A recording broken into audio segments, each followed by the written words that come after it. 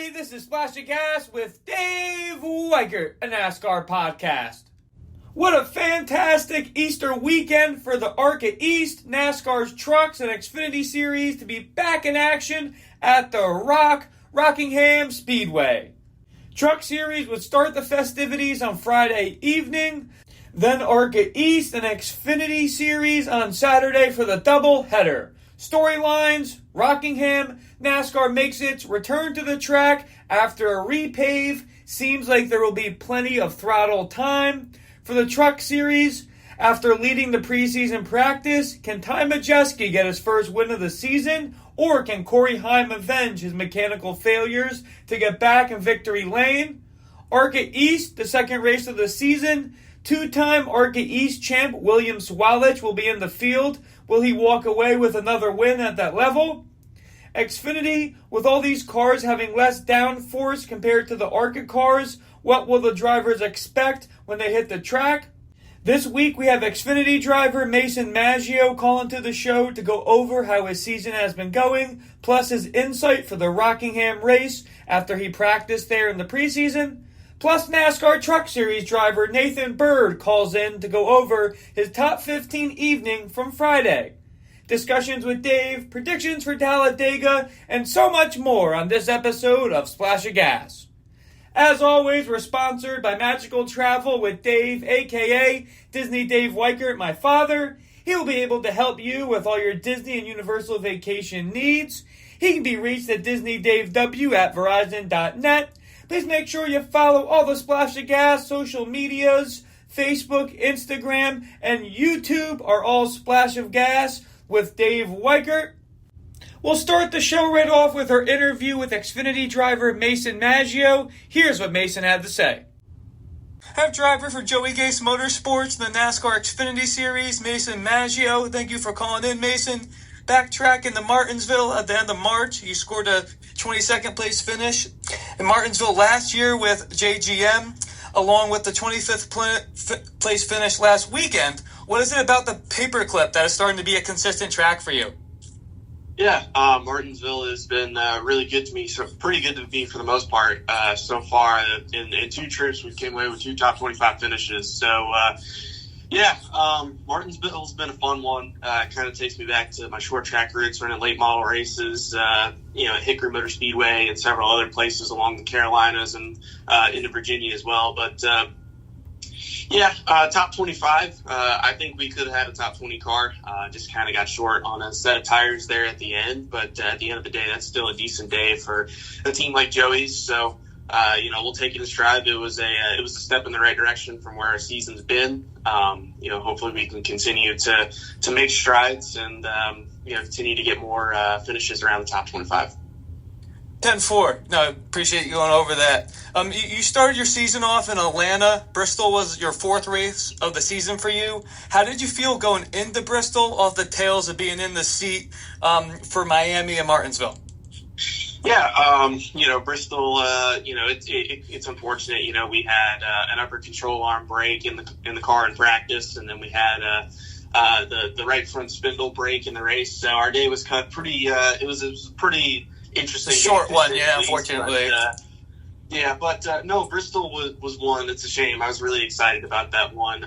Kind of the same mentality as I've had in Martinsville. I felt like that was going to be a good track for me.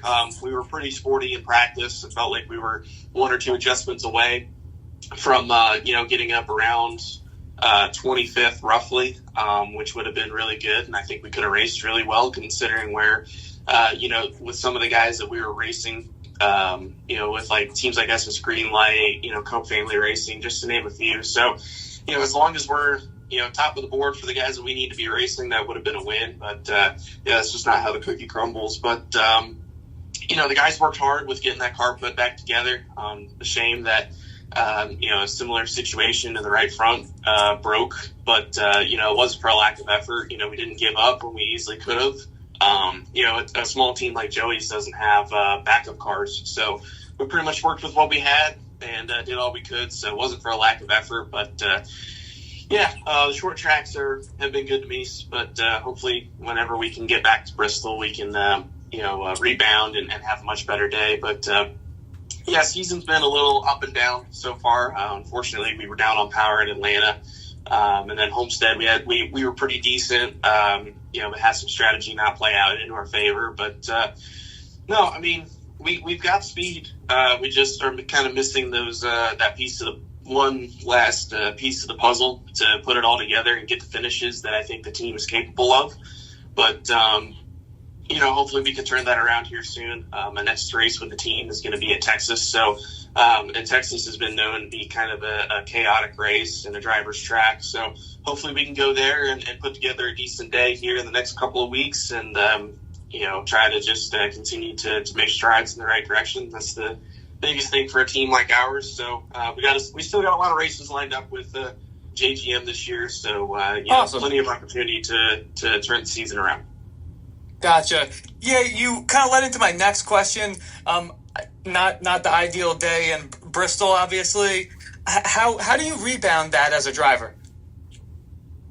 In the best case scenario, I mean, you just put it in the review, right? But yep. I try to look at some positives. Our car was pretty sporty, pretty much right off the trailer. We were faster than a lot of the guys that, like I said, we needed to be racing, just based off of equipment and budget wise. So that was at least something to be excited about. And then, the other thing with that being said is just, the team didn't give up. We knew it was a mechanical failure. That's what happens, right? That's out of anybody's control. So, and I think that's the thing that you got to look at too, right? Is if it's on the driver or the team, then it's like, okay, well now we got to go back to the drawing board and figure out, how can we prevent this? But when parts break and things like that happen, then, you can't really control it, right? Stuff happens in that sense. But, no, I mean, you try to look at those positives and then you just try to have the right mindset going into, every race weekend saying, hey, here's our,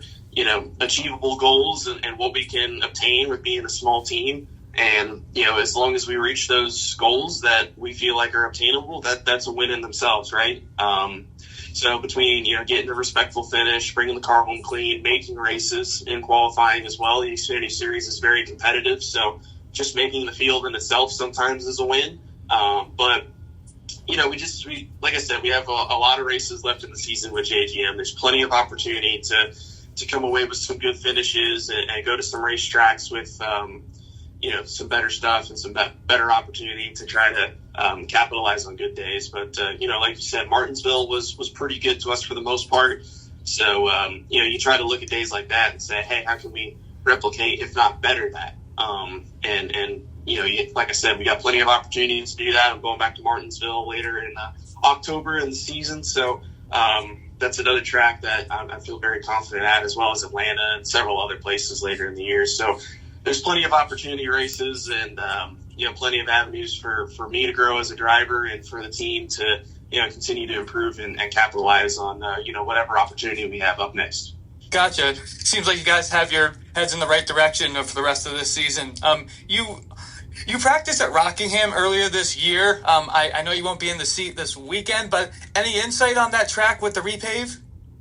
Yeah, it was super fast. I mean, I couldn't believe it. Obviously I was expecting the track to be, a lot rougher, right? From the years of just kind of sitting and kind of baking in the sun and kind of letting doing time take care of the rest. But and obviously just from what we've seen in the past from Cup cars, Xfinity cars, trucks, ARCA, about a decade ago, racing there. So, but no, I mean, it was really fast with the repave. I think it's going to be a great show between ARCA, trucks, and Xfinity. I think it's a long-awaited return to have Rockingham back on the schedule, and I'm glad to see that. And I think it's going to put together some good racing. It's interesting. It drives like Nashville in a sense, but it still has the aero factor that's going to play into effect throughout the week. But it's a very fast track. It was super fun whenever I got to do it. And I think it's going to be a great show for the fans. And it was really cool to see that it was sold out, which is awesome to see. Glad to see that the fans are equally as ecstatic to go back to Rockingham. And hopefully it's something that we have for the future. And I hope we can bring the Cup Series back here within the next year or two. Totally agree. As a fan, ecstatic that they added at least to the truck and Xfinity schedule. So I really appreciate your time, Mason. Best of luck. I can't wait to have you back in the seat. We'll be rooting for you. Sounds good. Thank you, David. Yep, thank you. Appreciate Mason's time and his insight on Rockingham. Now for trivia time. This week's question is, who holds the most NASCAR Cup Series wins all time from Talladega? Answer at the end. Now for the Truck Series recap. Trucks would get the show going late Friday afternoon at the Rock. After qualifying, Jake Garcia would be on the pole. Garcia and Chandler Smith would lead the pack for the restart, and then again on lap 7 after Connor Mozak and Bailey Curry would make contact. By lap 21, Garcia would have over a second lead on Chandler Smith in second. 16 laps later, Smith and Garcia would go at it again. This time, Lane Riggs would be hunting in third, making his move and passing his teammate Chandler Smith for second. With 1 lap to go in the first stage, Riggs would pass Jake Garcia for the lead. Lane would win his first ever stage at the Truck Series level, even though he's had 2 wins. Interesting fact. The second stage would stay entirely green. After only taking 2 tires each, Caden Honeycutt and Grant Enfinger would restart the pack to green. Enfinger would get the jump and control up front. Lap 70, Lane Riggs would get on the inside of Grant and the two would battle for the lead. Sitting in the weeds in third, Caden Honeycutt would make a power move and pass both of them. But his time at the front wouldn't last long. 7 laps later, Lane Riggs would take control, passing Honeycutt. Riggs would go on to win the second stage. Carnage would come out early in stage 3 with 2 early red flags. The first, a wall repair after Ty Majeski would make contact to it. The second, for the biggest wreck of the day, on lap 117, when Raja Carruth would get sideways collecting Stuart Friesen, Matt Mills, and Tanner Gray. Toyota teammates of Corey Heim and Gio Ruggiero would restart on lap 124. Heim would roll out to the lead, making it over 2 seconds over Ruggiero. Corey would pit on lap 171. A lap later, Ruggiero would pit as well. Tyler Ankrum would take control, having over a full second to Chandler Smith. If the last 28 laps could stay green, would we see a classic fuel mileage battle? Yes, we would. 6 laps remaining. Ankrum now over a 2-second lead. With 4 laps remaining, Lane Riggs has to pit for fuel. 1 lap left and Ankrum would start to slow, but with over a 7-second lead, he would have some time to bleed off. Tyler Ankrum would coast to the finish and end his 130-race winless streak, putting his truck back in victory lane. Congratulations, Tyler. Now for the ARCA East recap. ARCA East would lead the morning charge at Rockingham and be the first on the track of the day. After qualifying earlier in the morning, the driver that won the second ARCA race of the season in Phoenix, Brett Cruz in the Joe Gibbs 81, would be on the pole, followed by his teammate and past 2-time ARCA East champ, William Sawalich. After several restarts, it wouldn't take long for Cruz and Sawalich to prove they had the best cars. But after a mid-race restart, it appeared Sawalich would clear Cruz to take the race lead on the top. Cruz would hold steady on the bottom and clear Sawalich to retain the race lead. When the final restart came on lap 111, Cruz powered past Sawalich to remain out in front of the field, just like he's done several times before. With no more cautions to stop him, Brent Cruz drove to victory lane with over a 6-second lead to Sawalich in second. Mexico's Eloy Falcon making his ARCA platform debut in partnership with Rev Racing and Fast Track Racing finished third. Patrick Stopoli and Andy Jankowiak completed the top 5. The rest of the top 10 would be Isaac Kitzmiller, Cole Raz, Laney Boos, LeVere Scott, and Spencer Gallagher finishing 10th.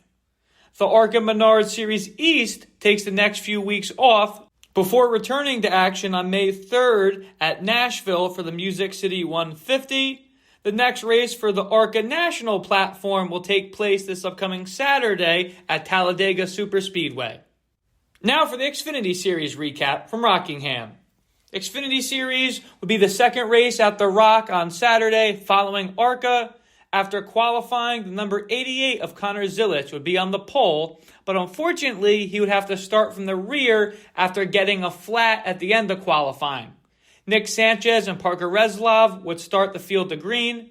After a restart on lap 18 for a Vicente Salas spin, William Sawalich would get passed by Reslov for a second, with Nick Sanchez at the lead. 7 laps later, William Sawalich would get passed by Jesse Love for second. Love would have Sanchez in his sights. Lap 52, the yellow would fly when Sawalich, who was trying to get past lap car of Catherine Legg, Sawalich would get into the rear of Legg, sending her spinning and ending her day. Some would pit and some would stay out. This would create a 2-lap dash to end stage 1. Nick Sanchez and Ryan Sieg would be on the front row. Getting another good jump, Nick Sanchez would win the first stage. Carson Capole and Brandon Jones would restart for stage 2. Taylor Gray would get past Brandon Jones, who would then battle for the third spot. 8 laps later, Jesse Love would get past Gray for second. Love and Capole would battle. Carson would prevail, though. With 11 laps left in stage 2, the yellow would fly for Sheldon Creed and Justin Bonsignor getting together. All would pit besides Dean Thompson, Jeb Burton, and 5 others. Dean Thompson would get the jump on Jeb and win his first ever stage at the Xfinity level. Yellows would be scattered throughout stage 3. After 6 yellows, the field would restart on lap 189 with Christian Eckes and Ryan Sieg out front. Sieg would take the lead and Jesse Love would be behind in second. As Sieg and Love would battle for the lead, a yellow would fly again for multiple drivers in the wall. Sieg's car would sputter under the following yellow and he would restart 7th. Jesse Love and Sammy Smith would restart the pack with 9 laps to go. Christian Eckes would miss a shift, creating a multi-car stack-up, bringing out the red flag and restarting the race with 3 laps to go. A lap later, yet another yellow for Sam Mayer as his car runs out of gas and then gets hit by Connor Zilich. This would force the race into overtime. Sammy Smith and Taylor Gray would be on the front row for the 2-lap overtime shootout. Smith would get clear, but then a bump by Love would see Jesse pass Sammy Smith for the lead. Jesse Love will go on to win the race. The Love would be short-lived as the number 2 would fail post-race inspection. This would give the win to Sammy Smith, who came in second. More on the post-race inspection on Discussions with Dave. Now for the recap on our predictions. ARCA East went with William Sawalich. He finishes second. Trucks, Ty Majeski, he gets into a wreck and finishes at the tail. Sam Mayer runs out of gas at the end and finishes 26th. Now for yellow flag, green flag. Yellow flag, ARCA East for Timmy Hill. Expected more out of Timmy from the first 2 races, but probably just needs more time to iron things out with this as his first year on the ARCA East circuit. But he unfortunately has a tire go down and finishes 20th. Green, ARCA East, thought it was going to be William Sawalich's show, but Brent Cruz went and made it his own. Yellow, trucks, for the guy we predicted to win, Ty Majeski, was racing Grant Infinger for the 10th spot when he spun, ending his day. Expected a contending performance from Ty. Green, Truck Series, the race winner, Tyler Ankrum, as he breaks his 130-race winless streak at that level. Yellow flag for Xfinity, William Sawalich, as he gets into lap traffic of Catherine Legg, ending her day. Bad luck for both.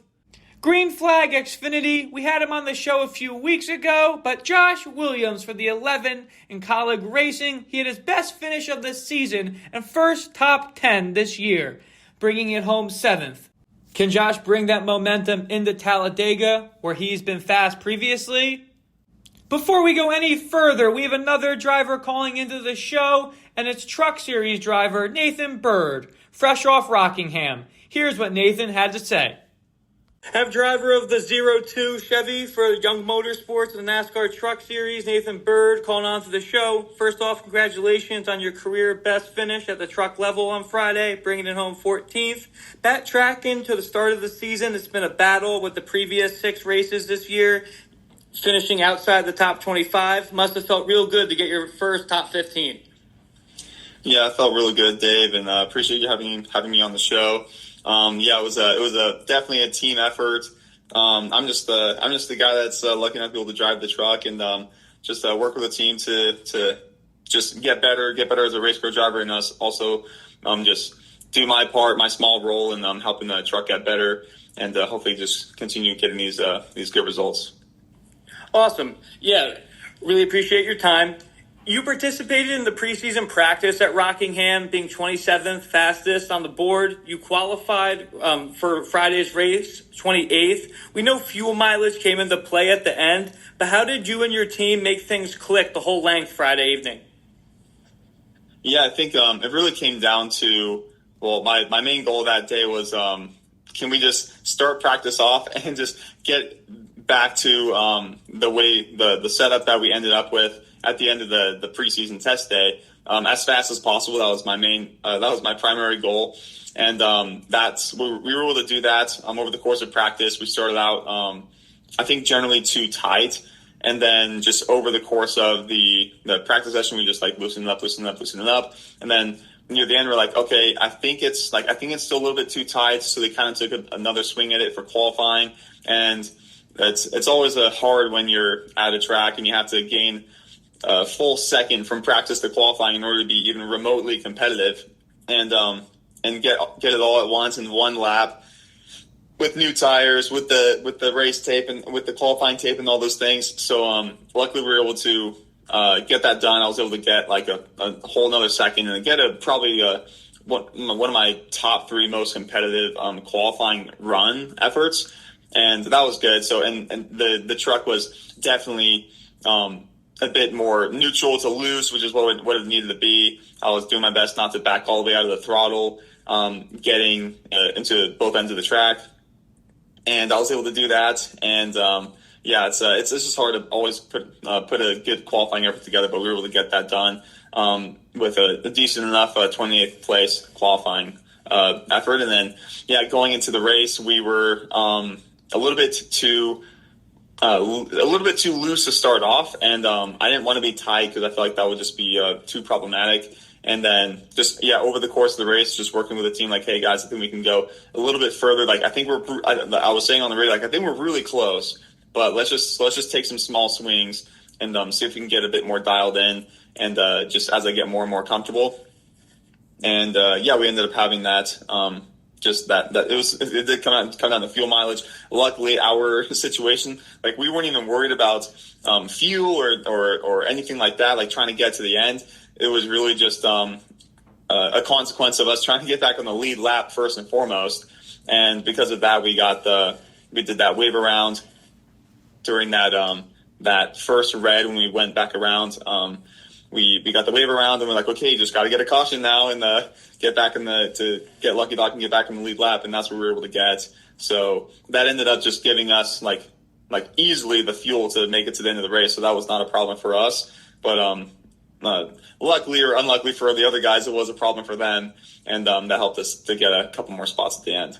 Yeah, in the end, paid off for you. I really do appreciate you breaking down each pit stop and everything. Have been talking a lot about the repave of Rockingham as NASCAR made its return there. What did you think of the track, and how much were you in the throttle on Friday?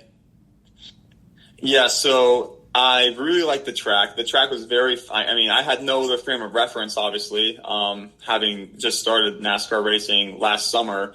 And so definitely had no frame of reference of what Rockingham would be like during the preseason test. All I knew is that when I got there, and especially with the help of Stephen Parsons, he was helping me all test day long, getting seat time in the truck, helping get the setup dialed in, which I credit them, basically 99% of all the truck's improvements setup wise and its speed and its pace. to Stephen Parsons and obviously the work of the team on practice day, Jason Miller, my crew chief, just getting things dialed in more and more. And with his help, we were able to be like pretty fast. And like, man, this track is very, very fast. And it was slightly better conditions back in when it was January versus this past Friday.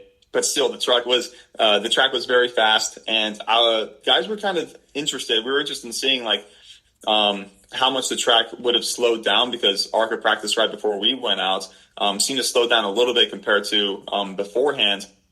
They just weren't as fast as we were expecting, and so okay, that's interesting. But in the end, I think we were running very fast lap times nonetheless. Maybe only like half a second off of what we were doing in January, and at least the fastest guys. And we were concerned that, is it going to be like one lane now? And is it just going to be bottom lane and things are going to there was a lot of unknowns going into the race. And Stefan sort of helped keep my head on straight. Like, it's just like, it's going to be pretty messy out there because guys don't exactly know what's going to be going on with the track.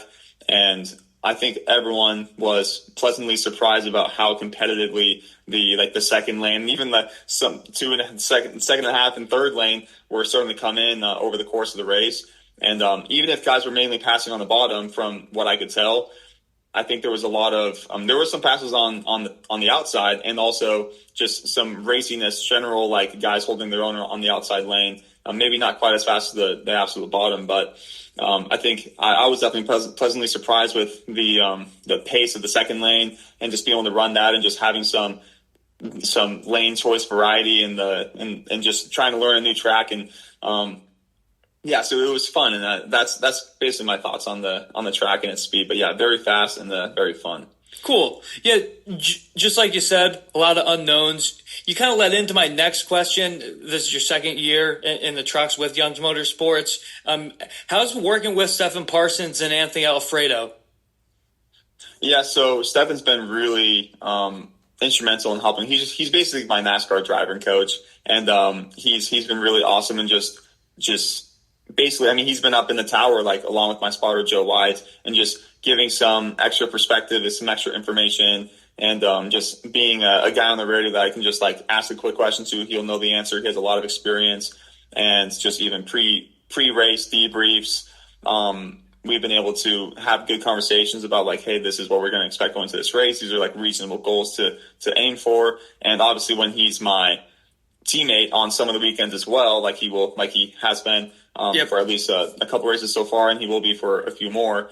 When he's my teammate, that's even better for me because I get to draw from all of his experience in a truck that's similar to mine, and with the same team. So with Anthony, I've been able to have some good conversations with him as well. Not as closely because he's focused on the Xfinity side of things, obviously. But I've been able to draw some good stuff from Garrett Smithley as well. Just Jason Miller, crew chiefs for him on the Xfinity side as well. So just always a lot of good guys around me that I can just I feel like I can just go to them and ask them questions, and they're always willing to help. But yeah, Stefan's been really instrumental in particular in getting me up to speed, keeping my head on straight, and helping me to just take things one step at a time, and just understand that it's a learning curve. And he was going through the exact same thing when he first started out in trucks too. I mean, it's only my seventh, eighth truck race ever, and only had 3 races last year. So, and I think we just got done with the 6th or the 5th this year. So yeah, Stefan's been awesome, and it's great working with the team.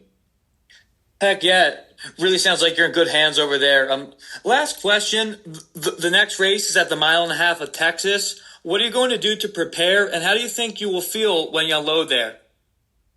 Yeah, so Texas is going to be another new track, and it's funny because I don't think it's necessarily a coincidence that the one track that I got the most seat time in practice in, and the ability to work closely with Stefan, and I'm talking about the Rockingham test, of course. There was no wonder that I was able to get my best ever NASCAR results after I got the most ever seat time in preparation for a race. So one might put the 2 and 2 together and think that it's correlated, but having not had that experience at a track like Texas, it's going to be presumably more challenging. I always do my best to prepare beforehand, looking over just onboard footage, listening to previous like spotter, like I always combine the onboard footage with the spotter radio, and just to get an idea of how the track flows and the racing and the racecraft, and then try to watch as many of the previous races that happened in past years as well, for on the truck side especially.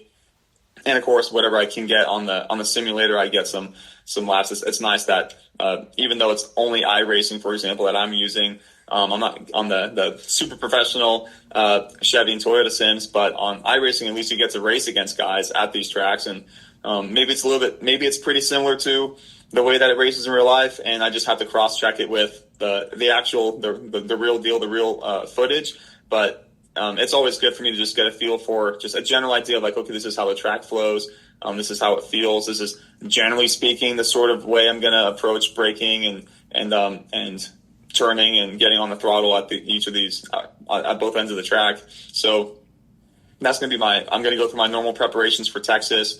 I'm excited. It's going to be a faster track, and that's what we've built most of our schedule around, is just trying to run at the higher speed ovals and just getting experience at those, because obviously one of my initial goals when I started out racing with my dad, Byrd Racing, was racing the Indy 500. So that was one of our goals starting out. That's still one of our goals, and obviously I'll just trying to become as good of a NASCAR racer as I can in the process as well. So yeah, that's kind of what we're up to, and I'm looking forward to Texas and just seeing how I can fare with coming off of a good result at Rockingham, and hopefully just the truck's already there with the setup, and we're going to hopefully be starting at a good foundation, and we can just keep on building for practice. Awesome. Really appreciate you going over that. Sounds like you got a great foundation and goals set for the rest of this year. Really best of luck, Nathan, and hope to have you on the show before the end of the season. Yep, I appreciate it, Dave. Thanks for having me on. Thanks, you too. Again, appreciate Nathan's time and insight. Best of luck to him in Texas and the rest of this season. Now for discussions with Dave. Our first topic this week, the repave of Rockingham. With Rockingham being out of the NASCAR circuit for several years, the surface of the track came into question. Recently, Rockingham did repave, and the drivers experienced that, the Xfinity and truck drivers, at that practice in the preseason. The conditions that day were chilly to say the least, which we saw a lot of single file racing. How would that translate into the racing conditions that we saw Friday and Saturday? Did see fuel mileage come into play more than expected, in my opinion. But the quality of racing, nonetheless, was fantastic at Rockingham. Very close racing, very competitive for ARCA, trucks, and Xfinity. The Xfinity race goes into multiple overtimes. Great show for the fans. This moves us right into the next topic of discussions with Dave this week. Should the Cup Series come back to Rockingham? In a perfect world, 100%, I would say. But what race are you cutting then? Realistically, I say let's move the All-Star race next year to Rockingham. We could still leave North Wilkesboro as a points-paying race for the truck and Xfinity Series. Right now, I think that would be the best option to get the Cup Series to come back to Rockingham. And we know with last Saturday's sellout, the fans will show up. Next topic on discussions with Dave. We mentioned this in the Xfinity recap. Richard Childress to appeal the disqualification of the number 2 Chevrolet driven by Jesse Love at Rockingham. Richard Childress will appeal the disqualification. Jesse Love, who we thought won the race Saturday, the win was taken away and given to Sammy Smith as officials cited Rule 14.14.2.1-5 in the NASCAR rulebook, which concerns truck trailing arm spacers, pinion, angle shims as part of section 14.14.2 rear suspensions. Officials stated all mating surfaces between the truck trailing arm and the U-bolt saddle must be in complete contact with each other. NASCAR competition officials said that was not the case after the post-race inspection. NASCAR officials said Monday they did receive RCR's appeal. No date was announced for an appeal hearing. We will see what comes from that appeal, but expect Smith to still have the win. Our last topic on Discussions with Dave this episode, NASCAR Hall of Fame nominees for 2026 were released.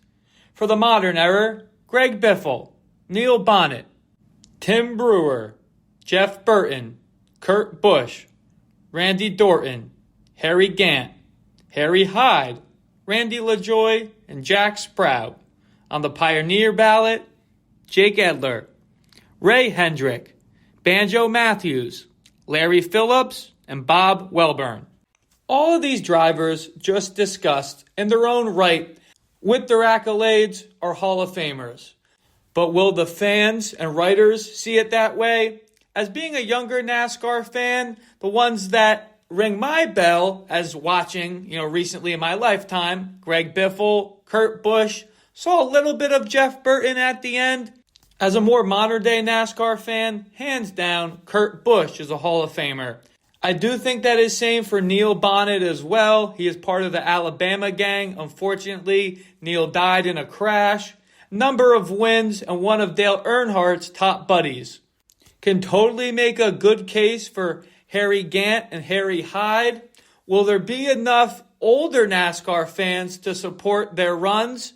Hope that's the case for both of them. On the Pioneer ballot, the names that ring a bell for me as being a NASCAR historian, Banjo Matthews, Bob Welburn, are the biggest two. From my recollection, between the 5 on the Pioneer ballot, we will see who gets in. Now, for NASCAR history time, Talladega. Races through the year. The first race. When Alabama International Motor Speedway, now Talladega, opened in September of 1969, most of the Premier Series regulars walked out because they thought the speeds were too high for the tires. NASCAR chairman and Hall of Famer Bill France filled the rest of the field with drivers from the Grand American division. France promised the Grand Am drivers that if they would race on Saturday and then again as the field fillers on the Premier race on Sunday, he would make it worth their while. One of the Grand Am drivers who took France up on his offer was 23-year-old racer from North Carolina, Richard Childress, driving a 68 Camaro that he had bought for $400 and converted it into a race car. Childress finished 23rd in his inaugural Talladega 500, which was his first Premier Series start. France, true to his word, paid Childress enough that the racer went back home and bought the land for his first shop. It was the biggest break of Richard Childress's young career. Now for our second story on NASCAR history time, Talladega, the Intimidators' last victory. October 15th, 2000, Dale Earnhardt rallied from 18th place with 4 laps to go in the Winston 500. Little did we know that Earnhardt's 76th race victory would also be his last.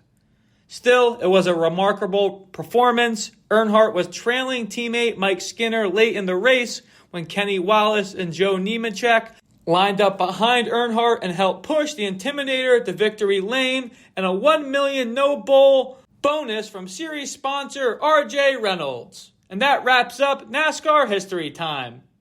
Now for the drivers to look out for Talladega, starting with the ARCA Series.